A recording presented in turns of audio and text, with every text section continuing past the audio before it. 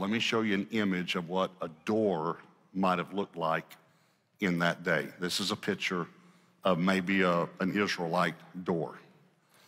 And then he told them to apply the blood to the doorpost. So they would apply the blood on one side, and then they would apply the blood to the other side, and then they would apply the blood to the lintel or the upper doorpost, which would be what we'd call the mantle, but then it would drip down. So I want you to look closely at this and think about, there are 3 places they applied it, but there are 4 places where the blood is. And then I want you to look very closely at it and think about Christ on the cross, where the spikes went into his hands, where the spike went in his feet, and where the crown of thorns was on his head.